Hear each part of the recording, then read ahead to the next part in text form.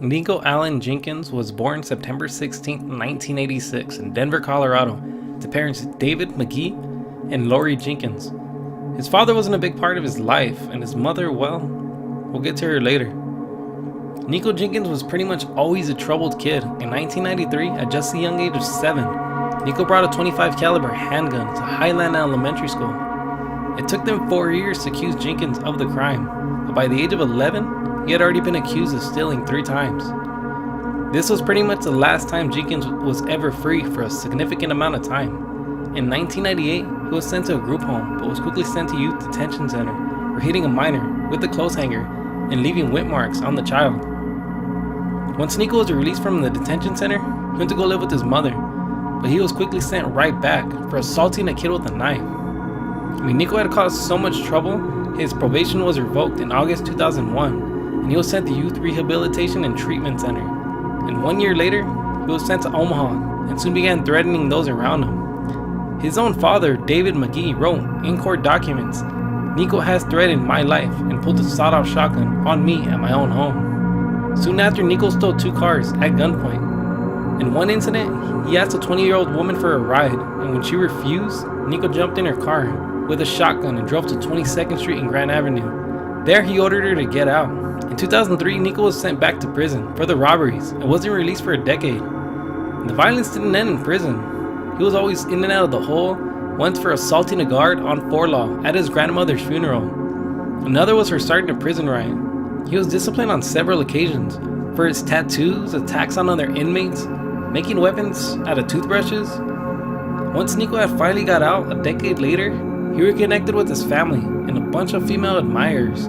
This guy was getting letters left and right from women calling themselves his wife. Crazy, right? I guess some women want to know where their man's at all times. Nikko had also connected with a man he met in prison named Curtis Bradford. Bradford's family would always tell them to stay away from Nikko, but he wouldn't listen. Something, well, he later regret.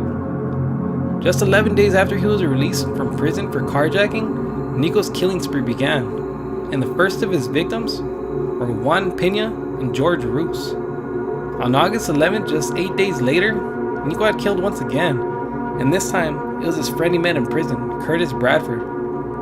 Bradford had just posted a picture of them just hours before Nikko shot him in the head. It was later revealed that Nikko killed Bradford because his sister was convinced that he was responsible for shooting their house up. And just 2 days later, Nikko pulled over a lady by the name of Andrea Kruger and shot her 4 times before stealing her car. On August 30th, Jenkins was finally arrested, but not for the murders. He was arrested for making terroristic threats, but by then, they had so much evidence against him. Realize I got Nikko Jenkins? Do you not realize that? I got Nikko Jenkins. I got you. What do you mean you got me? I got your DNA at the murder scene.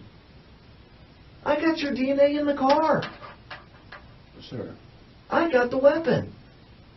I got Nikko Jenkins. I don't need to make... I don't care about it. I just want other people that are involved in it. What the hell happened out there? And why?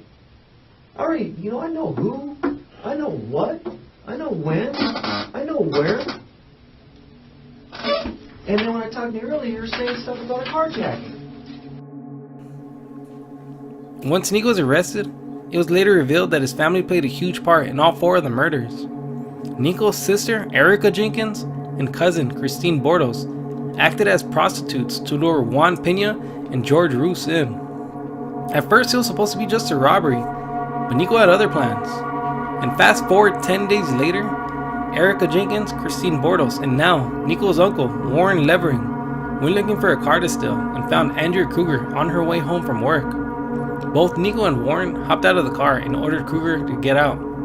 And once she did, Nikko shot her 4 times before stealing her car. His own mother, Lori Jenkins, played a huge role in purchasing Nikko's ammunition used to kill 3 of the 4 victims. Even after Nikko had killed Juan Pena and George Roos, all Nikko's mother had to say was, "Did you at least get money?" Just look at their family tree. It's nothing but felons. Once Nikko was in jail, he got a hold of a blade and started slicing 666 on his face. He even sliced the middle of his tongue to make it look like a snake, smearing blood all over the cell wall. He even went as far as slicing his penis to make it look like an ancient Egyptian serpent god. Nikko ended up needing 27 stitches. He had claimed he worshipped deity and said it told him to murder the 4 people. They ended up having to put socks under his cell door from stopping items from passing underneath. He was no longer allowed to shave from keeping him from cutting himself.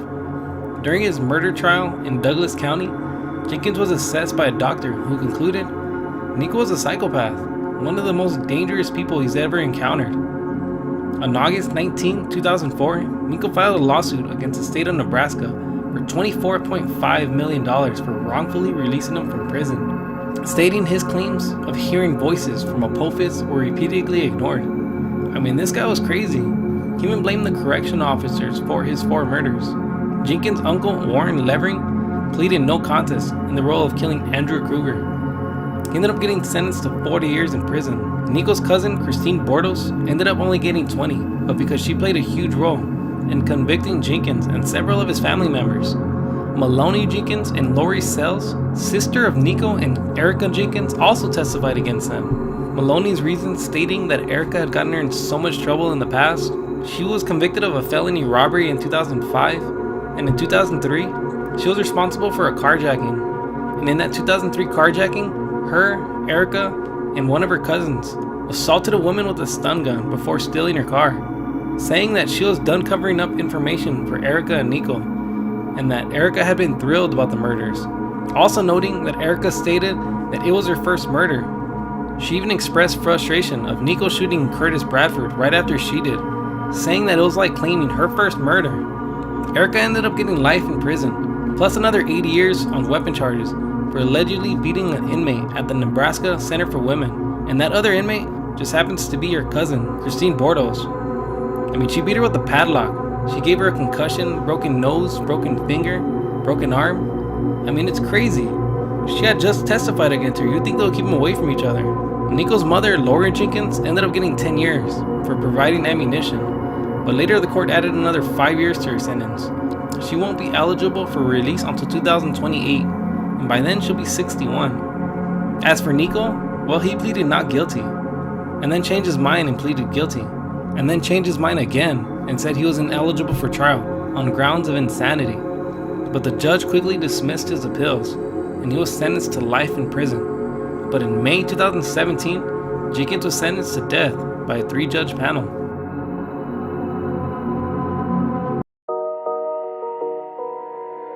Alright guys, if you liked the video, go ahead and give it a big thumbs up. And if you like the content, go ahead and subscribe. If you have anybody else you'd like me to do next, go ahead and comment down below. Thank you for watching and see you in the next video.